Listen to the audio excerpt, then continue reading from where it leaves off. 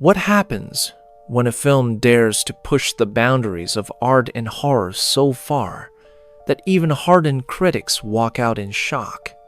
In 2009, director Lars von Trier unleashed Antichrist, a movie so raw, so graphic, and so unrelenting that it blurred the line between psychological art house cinema and pure nightmare fuel.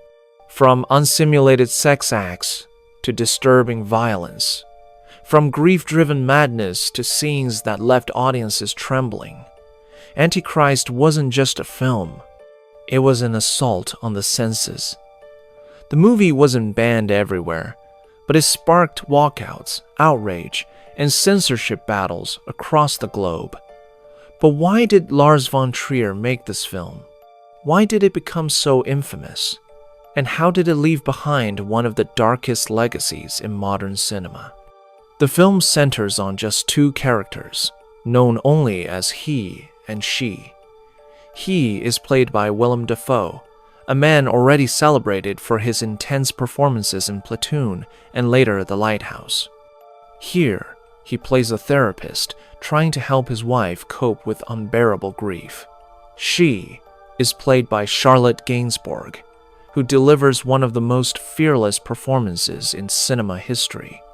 Her portrayal of a woman descending into madness, fueled by trauma and rage, earned her the Best Actress award at Cannes, but also made audiences deeply uncomfortable.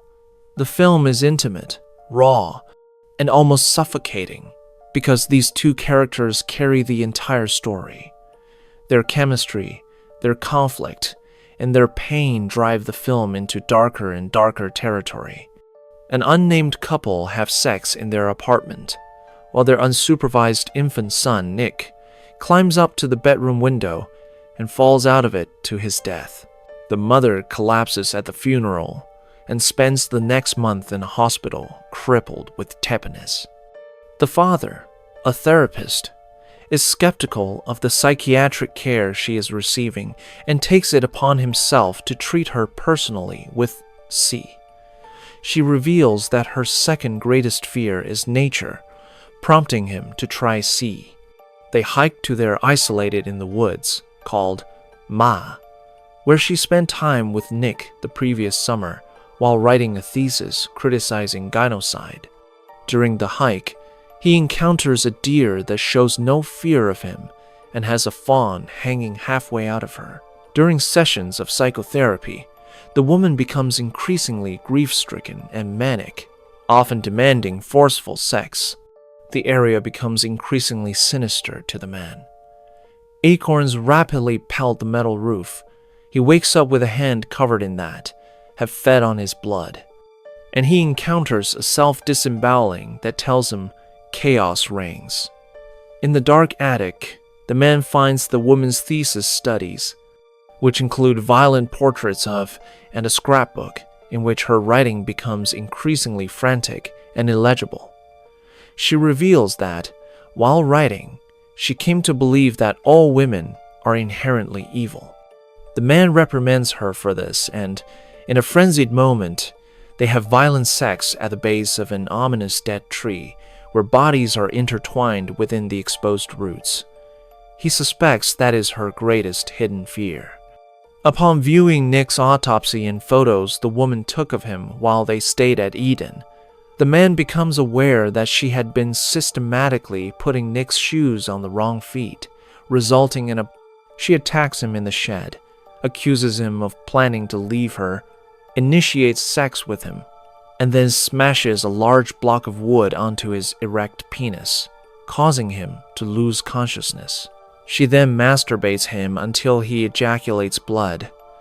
She drills a hole through his leg, bolting a heavy through the wound, and tosses the wrench she used under the cabin. The man awakens alone. Unable to loosen the bolt, he hides by dragging himself into a deep foxhole at the base of the dead tree. Following the sound of a crow he found buried alive in the hole, the woman locates and attacks him before partially burying him.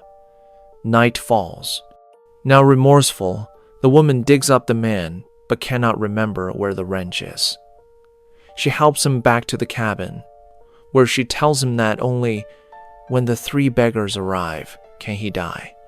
The woman recounts that she saw Nick climbing up to the window on the night of his death and intentionally allowed him to fall from it, displaying her perceived evil. In the cabin, the two are then visited by the crow, symbol of despair, the deer, symbol of grief, and the fox, symbol of pain, referred to as the three beggars. A begins, and it was earlier revealed that women accused of witchcraft had been known to have the power to summon hailstorms. When he finds the wrench under the cabin's floorboards, she attacks him with scissors, but he manages to unbolt the grindstone. Finally free, he strangles her to death, then builds a death, lighting it to her body. The man limps from the cabin and eats wild berries as the three beggars look on, now translucent and glowing. Under a brilliant light, the man reaches the top of a hill and watches in awe as a procession of hundreds of women, wearing antiquated clothing and with their faces blurred, approach him before walking past, continuing to walk deeper into the forest. The controversy began the moment Antichrist premiered at Cannes Film Festival. Within the first screenings, critics stormed out of the theater. Others stayed only to boo and jeer as the credits rolled. Why? Because Antichrist showed things most movies only imply.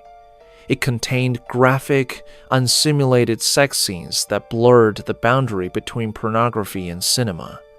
It included disturbing violence against the body, including scenes of mutilation so shocking that even horror veterans looked away.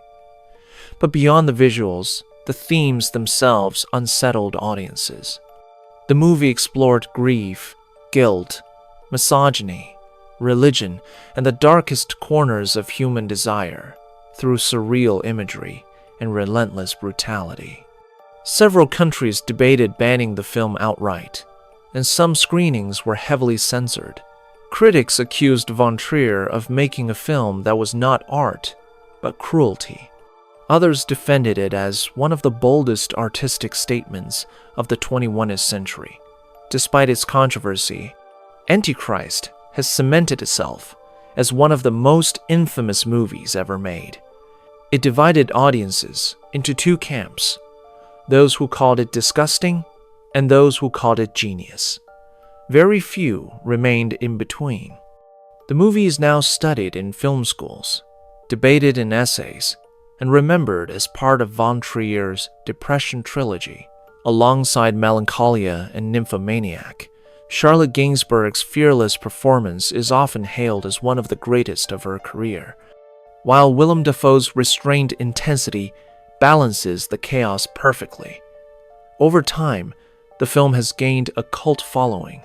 For some, it is a masterpiece of cinematic horror. For others, it is unwatchable filth. But either way, it remains unforgettable. So here's the question. Was Antichrist true art? Or was it just provocation for the sake of shock? Maybe it was both. Maybe that's why it continues to haunt audiences more than a decade later. One thing is certain. Antichrist is not just a movie. It's an experience. An experience that you might never forget, even if you desperately want to. If you want more deep dives into the world's most banned and controversial films, make sure to subscribe and follow the channel because this is just the beginning.